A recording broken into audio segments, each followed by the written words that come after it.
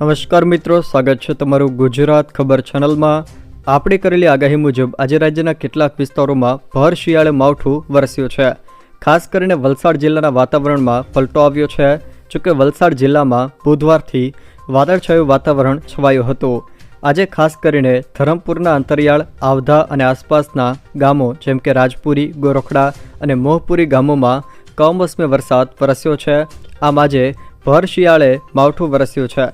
જોકે આજે પણ રાજ્યના કયા કયા વિસ્તારોમાં માવઠું વરસવાની શક્યતા છે તેમજ આગામી દિવસોમાં રાજ્યના કયા વિસ્તારોમાં વરસાદ થશે અને અંબાલાલ પટેલ દ્વારા પણ કયા વિસ્તારોમાં વરસાદની આગાહી કરવામાં આવી છે એ તમામ માહિતી વિશે વિડીયોમાં આગળ વાત કરીશું, તો છેલ્લે સુધી જોતા રહેજો।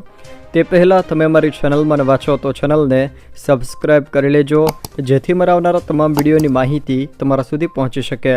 મિત્રો, હાલના કેટલાક હવામાન મોડેલો પ્રમાણે જોઈએ તો આજે ખાસ કરીને ડાંગ અને વલસાડ જિલ્લાના કેટલાક વિસ્તારોમાં માવઠું વરસે એવી પણ શક્યતાઓ છે। આજે ખાસ કરીને જો વાત કરવામાં આવે તો ડાંગના પલસબિહારી, આહવાના કેટલાક વિસ્તારો, લીંગાના કેટલાક વિસ્તારો અને સાપુતારાના કેટલાક વિસ્તારોમાં પણ માવઠું વરસે એવી શક્યતાઓ છે। જ્યારે નવસારીના વાસંદા, તે સિવાય વલસાડમાં ધરમપુર, કપરાડા આજે કેટલાક વિસ્તારો છે ત્યાં પણ છૂટાછવાયા કોઈક વિસ્તારોમાં આજે સામાન્ય છાંટાછૂટીથી હળવા ઝાપટા વરસે એવી શક્યતાઓ રહેલી છે। આજે પણ ખાસ કરીને દક્ષિણ ગુજરાતના વિસ્તારોમાં માવઠું વરસે એવી શક્યતાઓ રહેલી છે।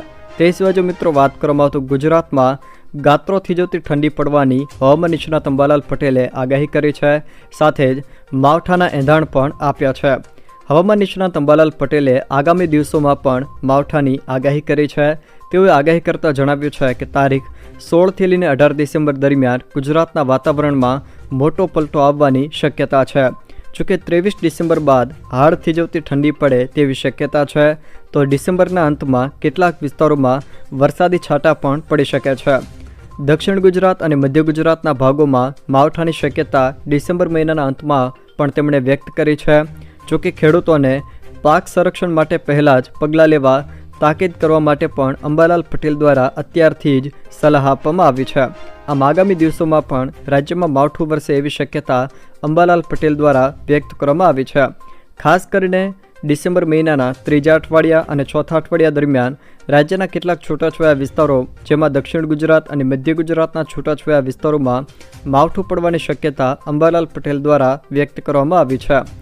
જો મિત્રો આ વિડીયો તમને પસંદ આવ્યો હોય તો વિડીયોને લાઇક કરો, તમારા મિત્રો સાથે શેર કરો અને જો તમે મારી ચેનલમાં નવા હો તો ચેનલને સબસ્ક્રાઈબ જરૂર કરજો, જેથી મારા આવનાર તમામ વિડીયોની માહિતી તમારા સુધી પહોંચી શકે।